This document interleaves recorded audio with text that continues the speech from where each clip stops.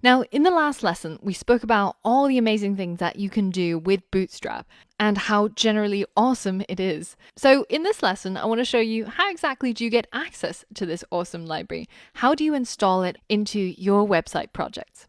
So to do that, let's head into Atom and let's add our web development project folder in here so that we can create a new folder called Bootstrap installation. And inside this folder, I'm going to create a new file called index.html. Now that we have this new website, we can go ahead and create the HTML boilerplate and give our website a title, Bootstrap installation. And under the title, which is usually where we put in our links that linked to our style sheets, for example, this is where we can add the Bootstrap framework. So if you head over to getbootstrap.com, you can see that they've got a whole page that's dedicated to how you can install Bootstrap. And it's super, super easy. So the simplest way is just to copy the Bootstrap CDN and paste it into here. And all that this does is that when your browser reads through this code to try and load up the website, once it gets to this line, it goes over to this URL and downloads the Bootstrap files if the user doesn't already have it cached on their browser. So I just want to quickly explain firstly what a CDN is. So CDN stands for Content Delivery Network, and the concept is really simple. So do you remember how previously we looked at how the internet is delivered through all of these submarine cables, right? So for example, if the server for my website is in the US, say in the West Coast, and I try to access my website from the UK, then I would probably need to go through one of these transatlantic cables, and then there'll be some more wires that goes across the land, and that request reaches my server over here.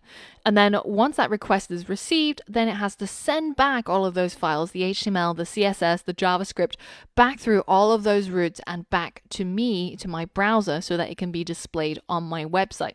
Now, as you can imagine, if that is the only location where your website exists, then that's quite a long route to travel. And even though these are pretty fast cables, still generates a delay of, maybe a few milliseconds, or if there's a lot of data that I need to fetch over, like images or videos, then it might be a delay of a few seconds. And I don't know about you, but I generally don't wait for a website to load beyond maybe like 2 seconds, at which point I presume, it's probably down or there's probably some problems.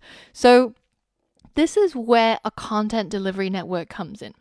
So instead of hosting your website just in a single location, say over here, you actually have a whole bunch of points where that website can be accessed. So that means that if my request starts off from the UK, then it will look for the location that is of the shortest distance to get that website delivered. And that dramatically cuts down on the latency or how long it takes for your website to load up.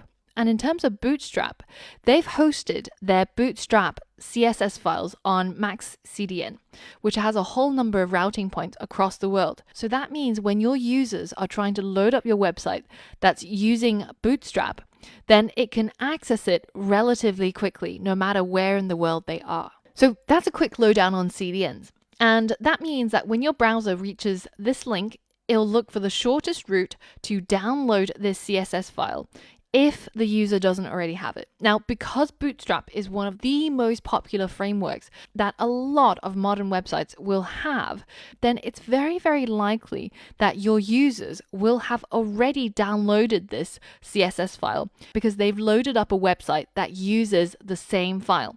And when that happens, your browser actually caches it, so it saves the local copy so that you don't have to download it every single time. And that's one of the other advantages of working with Bootstrap. Because it's so common, because it's so popular, your users will probably already have this file on their browser cached, then it will again cut down on the latency. So now this is one way of installing Bootstrap onto our website. And now if I go ahead and add a H1, for example, then you'll see that it gets styled using the Bootstrap framework.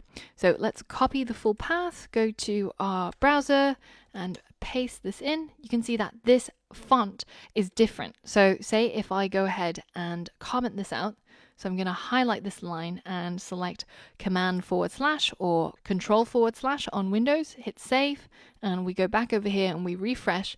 Then you can see this is our default HTML styling, which is this serif font that looks kind of ugly. But with Bootstrap, it looks a little bit nicer. Now, the other way that you can add Bootstrap to your website, especially if you're creating a website from scratch, is to just copy and use their starter template.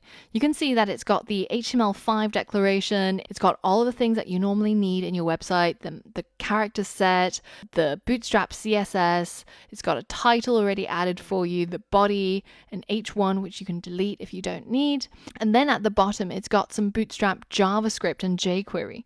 Now, we're going to be learning about JavaScript and jQuery in the next modules, but for some of the components in Bootstrap to work, they actually need some JavaScript. So for example, if something has to change in appearance on your website, so for example like a drop-down menu, then this actually needs a little bit more code than just HTML CSS, because this is kind of a functionality, right? And that's what this JavaScript and jQuery is going to help achieve. So if you wanted the complete set, and for everything that you'll implement in Bootstrap to work, then the easiest way is just to simply paste in the starter template, and now you will have everything that you need in order to start using Bootstrap. Now, the third way of installing Bootstrap is to simply download the CSS and JavaScript source code so that you can include it into your website.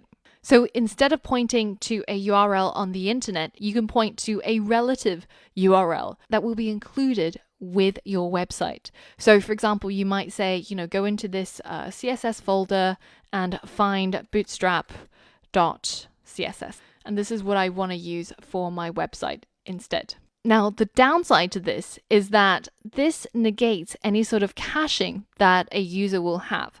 Because this is a completely separate file, the browsers will not recognize this and will not know that it's already been downloaded and already been cached. So it will have to download all of these files when it tries to load up your website, which leads to possibly a little bit more latency. So throughout this course, we'll be working with the easiest way of using Bootstrap, which is simply to get it through the CDN. And usually I tend to advise, just when you're starting out creating the websites using Bootstrap, is just to load up the example code. And this means that you'll have everything in there ready to go, and it was only one copy and paste away. So that's my recommendation, but of course it's completely up to you how you decide to do it. In the next lesson, we're going to look closer at how we can design our website and start replicating the designs using Bootstrap. So I'll see you there.